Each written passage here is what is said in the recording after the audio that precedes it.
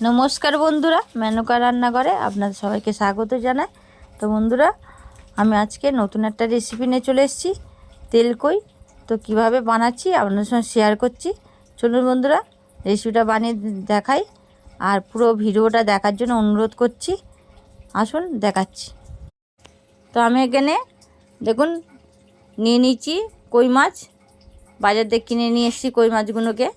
কি বড় বড় কই মাছ, পুরো জ্যান্ত। তো কই মাছগুলোকে এবার কেটে নেব। বাজার দিয়ে কেটে নিয়ে এসেছি, একদম জ্যান্ত জ্যান্ত বড় বড় মাছ একদম।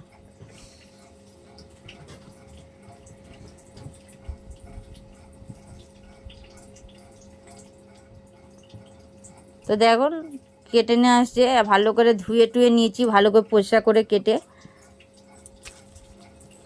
ধুয়ে নেওয়া হয়েছে। ভালো করে পুরো পরিষ্কার করে নিয়েছি, আঁশগুলো ছাড়িয়ে।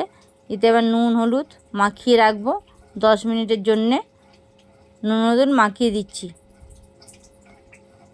এবার ভালো করে নুন হলুদ মাখিয়ে নিতে হবে। মাছগুলো খুবই ভালো আর খুবই বড় বড়।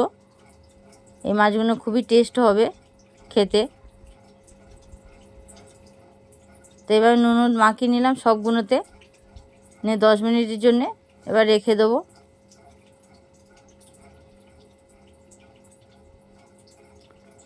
আর এই তেলকই বানাতে বেশি মশলাপাতি লাগে না। তো আমি একটু মৌরি দিয়ে দিলাম মিক্সির মধ্যে, একটা গোটা পেঁয়াজ দিয়ে দিলাম ছোটো দেখে, আর কাঁচা লঙ্কা দিলাম, আর টমেটো দিলাম একটা, দিয়ে মিক্সিতে মিক্সড করে নেবো। কড়াইতে তেল দিয়ে দিচ্ছি, একটু তেলটা বেশি লাগবে যেহেতু এটা তেলকই, তেলটা একটু বেশি লাগবে এতে।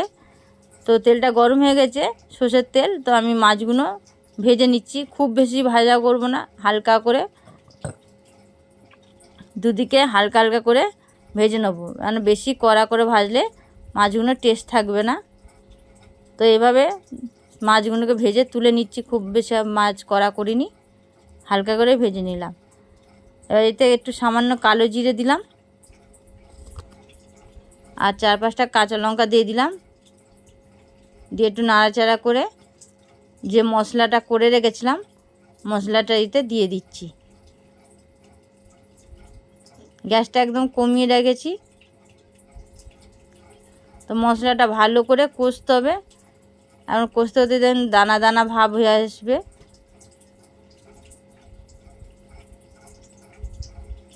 তো এইভাবে মশলাটা একদম কম আছে ভেজে কষে নিচ্ছি। তো এবার এর মধ্যে দিয়ে দিচ্ছি কাশ্মীর লঙ্কার গুঁড়ো আর হলুদ গুঁড়ো। এতে আর কোনো মশলা এতে দেবো না। এটা খেতে খুবই দারুণ লাগবে আর খুবই ভালো। স্বাদ মতো নুন দিয়ে দিলাম, দিয়ে এবার ভালো করে এটাকে কষে নিচ্ছি। সামান্য একটু স্বাদের জন্য চিনি দিচ্ছি, কেননা টমেটো দেওয়া আছে, আর সেই টমেটোর টক ভাগটা যাতে মেকআপ হয় ওই জন্য একটু সামান্য চিনি দিলাম।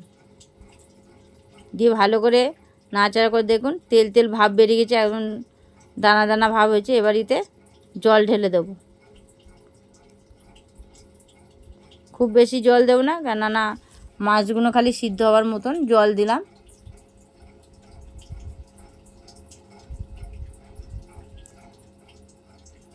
এবার ঝোলটা ফোটার জন্যে সময় দেব। ঝোলটা ফুটে গেছে, মাছগুলো দিয়ে দিচ্ছি এর মধ্যে। তো যে সকল বন্ধুরা আমার নতুন বন্ধুরা চ্যানেলে নতুন আছো, তো বন্ধুরা একটা দয়া করে সাবস্ক্রাইব করে দেবেন, যাতে আমার নতুন রান্না যে কোনো রান্না হবে সে তখন যেন আপনাদের কাছে আগে পৌঁছে যায়। তো এইভাবে দিয়ে মাছগুলোকে উল্টে উল্টে দেবো। গ্যাসটা কমিয়ে ঢাকা দিয়ে দিলাম।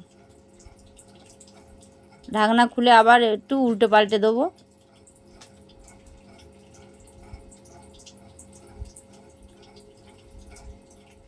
ঢাকনা খুলে উল্টে পাল্টে দিচ্ছি, দেখুন একদিকে হয়ে গেছে, আর একদিকে দিচ্ছি যাতে উল্টে দিলে মশলাটা একটু ভালোভাবে ঢোকে। আর তেলও বেরিয়ে এসছে, এতে একটু তেলটা বেশি লাগে, নামটাই তো তেলকই ওই জন্যে।